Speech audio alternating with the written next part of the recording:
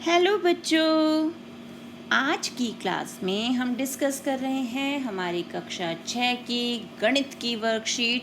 और आज का हमारा टॉपिक है संख्याओं की जानकारी। और वर्कशीट संख्या क्या है? वर्कशीट संख्या है 3। तो आज देखते हैं आज की वर्कशीट में क्या है हमारे पास। हरप्रीत के पास 1, रहीम के पास 2, रेखा के पास 3 और राखी के पास 4 कंचे हैं। तो कंचों की कुल संख्या बताइए। तो ये रहे हरप्रीत का कंचा जो 1 है, रहीम के पास 2 कंचे हैं, रेखा के 3, राखी के 4, यानी 1 जमा 2 जमा 3 जमा 4। यानी हमने सारे कंचों को कुल यानी इकट्ठा किया, एक जगह जमा किया। तो हमारे पास कुल कितने कंचे हो गए? 1 2 3 4 5 6 7 8 9 और ये हो गए 10। तो हमारे पास कुल कंचे हो गए 10। तो जब हमने चीज़ों को एक जगह इकट्ठा किया, जमा किया, तो उसी को हम कहते हैं जमा करना या कुल ज्ञात करना। तो अब हमारा जमा क्या है?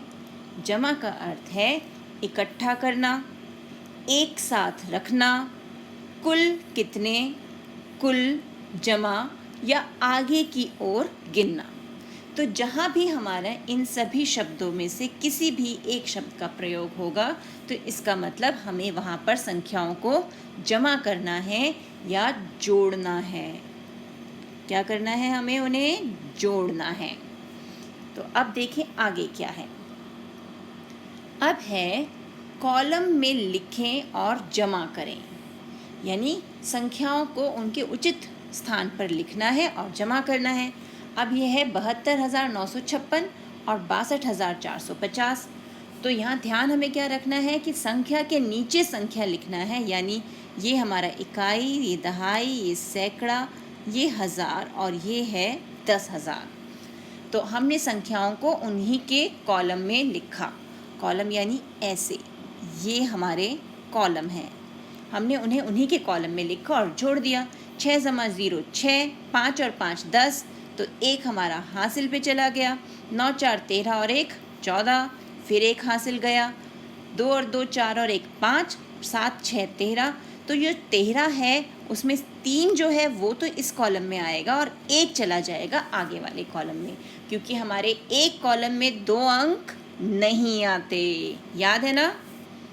अब अगला प्रश्न क्या है। एक गांव में 3,786 पुरुष, 3,672 महिलाएं और 1,508 बच्चे हैं। गांव की कुल जनसंख्या ज्ञात कीजिए। अब कुल शब्द का प्रयोग हो रहा है। जहां कुल शब्द का प्रयोग होता है हमें क्या करना होता है? जमा। तो अब ये शाब्दिक प्रश्न है तो शब्दों के रूप में लिखेंगे। पुरुषों की कुल संख्या कितनी है? 3,786। महिलाओं की कुल संख्या 3,672 और बच्चों की कुल संख्या है 1,508। तो कुल ज्ञात करने के लिए हमने इन्हें जमा कर दिया। तो अब जब जमा किया तो हमारे पास उत्तर आया 8,966। तो ये हो गई हमारी कुल जनसंख्या। आगे समझ में?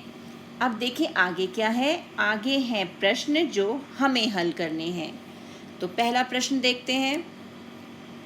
पहला प्रश्न है कॉलम में लिखें और जमा करें। तो पहली संख्या क्या है हमारी? 541 और 654।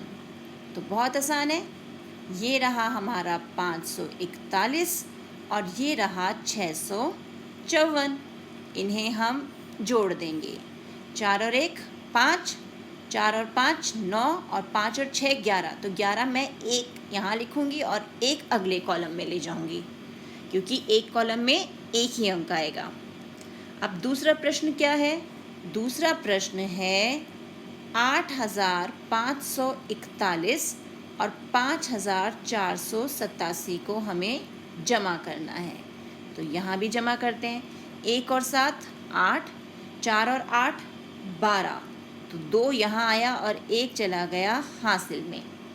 5 और 4 9 और 1 हासिल का 10, फिर 1 हासिल पे चला गया।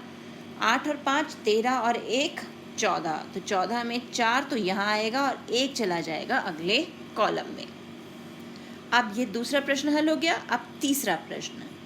तीसरे प्रश्न में हमें क्या करना है, 12,545 में 45,815 को जमा करना है।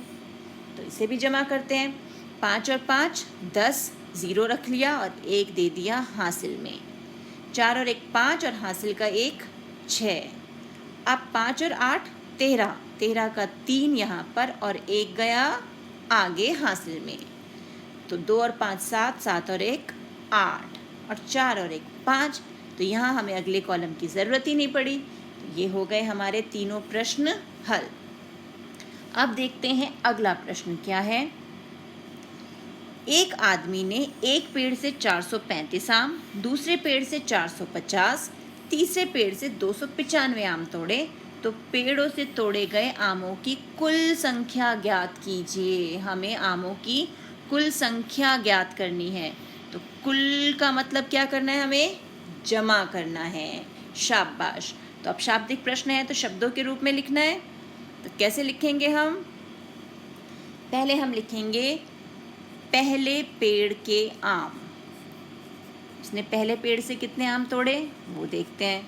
तो पहले पेड़ से कितने आम तोड़े हैं जल्दी देख के बताओ, 435। शाबाश। अब आ गया दूसरा पेड़। तो दूसरे पेड़ से कितने आम तोड़े उसने तोड़े वहाँ से 450 आम। और तीसरे पेड़ से कितने आम तोड़े, जल्दी से प्रश्न में देखिए, ये हैं 295 आम। और अब हमें कुल करना है। कुल यानी ये रहा हमारा जमा का निशान और अब हम इसे जोड़ देंगे। 5 और 5 10, हासिल में चला गया 1, 5 3 8, 8 और 9 17, 17 में 1 जोड़ दिया हमारा हासिल वाला तो बन गया 8, फिर 1 हासिल में चला गया, 17 और 1 18 था ना, तो 1 हासिल में चला गया। 4 4 8, 8 और 2 10, 10 में 1 हासिल जोड़ा तो हो गए 11। तो 1 को यहाँ रखा और 1 दे दिया अगले कॉलम में। तो ये हो गए हमारे क्या हुए, आ गए हमारा उत्तर कुल आम। तो ये है हमारे कुल आमों की संख्या जो हमें ज्ञात करनी थी, है ना आसान।